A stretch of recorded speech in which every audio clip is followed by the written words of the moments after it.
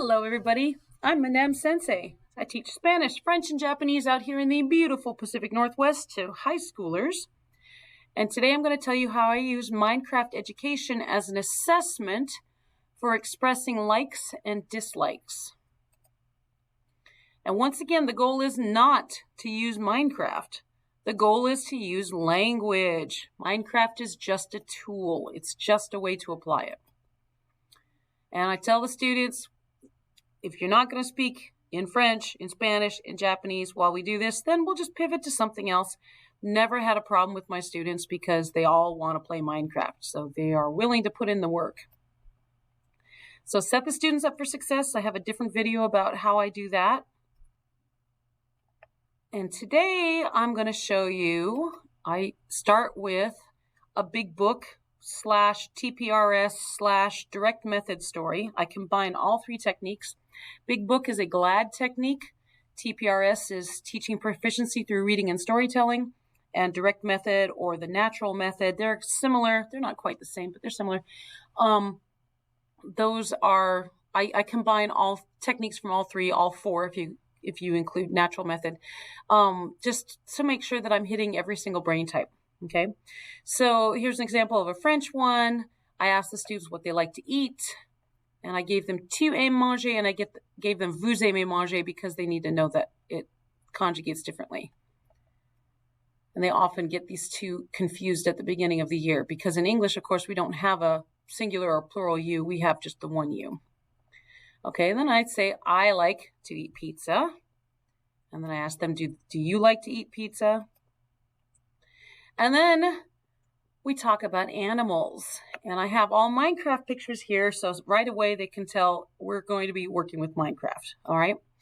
The animals like to eat beef.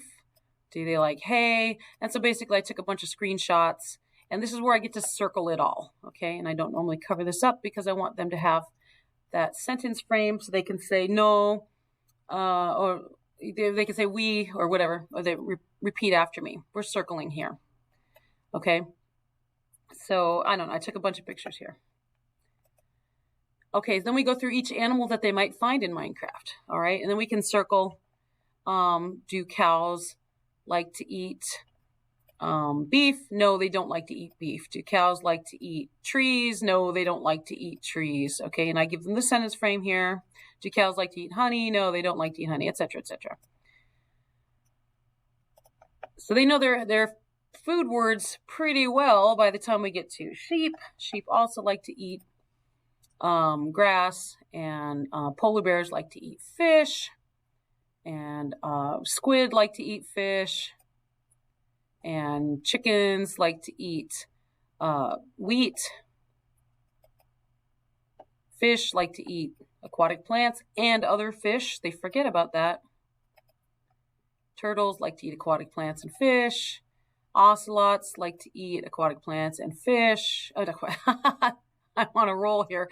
Ocelots like to eat fish and beef and chicken and rabbit. And pandas like to eat bamboo, etc., etc., etc. So I just go through all the animals. You don't need me to do that.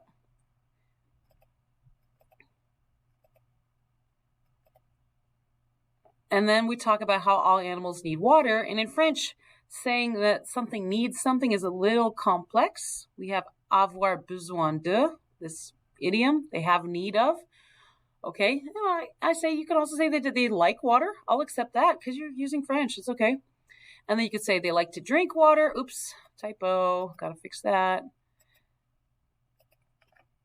Or you could say that it is necessary for water for all the animals. Okay, things you might need. You need to know the colors. You need to know the sizes. You might need the word for fence, une barrière. And then to remind them again, avoir besoin de and il faut. Okay, and then reminding them of the food words again.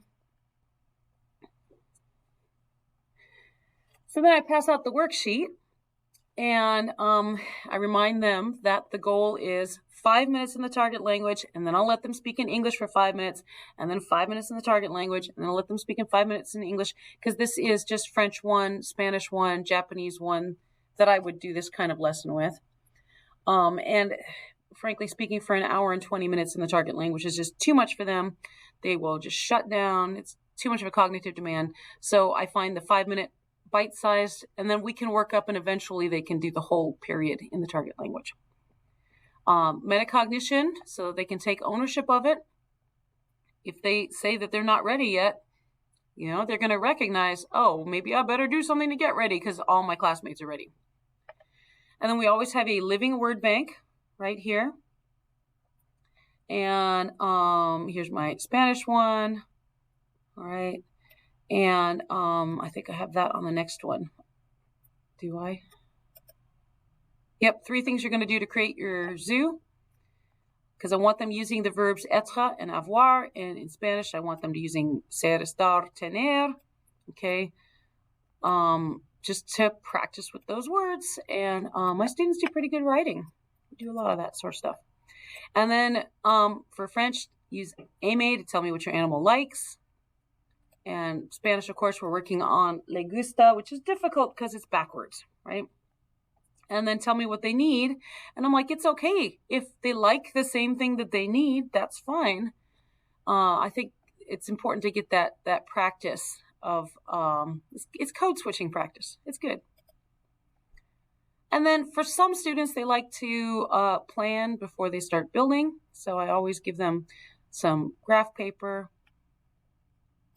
Oh, and they have to write their lot number on it so that we can find it later. And just a couple of screenshots because you don't need me to walk through this. But the students, they love doing this. It's a lot of fun.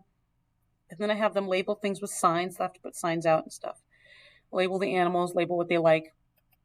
All right, and then the golden part comes afterwards. After I give them usually 2 days to work on it. Day 3 is I hand everybody a random index card with a number written on it. And then they have to go to that section of the zoo. And this is my general template for, hey, I want the students building a city or zoo or a garden or whatever. And so all the lots are numbered. And I'll have that on Minecraft Education if you want to use it. Or you can make your own. It doesn't take too long to make. But they go over to somebody else's enclosure, somebody else's lot, and they describe what they see. Because language is all about communication, and so they should be talking to each other, right? This way they can describe how the animal's well cared for, all right? And then I told them they were from PETA, checking up on them. That was funny. That was really funny. That worked well because they really got into their roles, okay?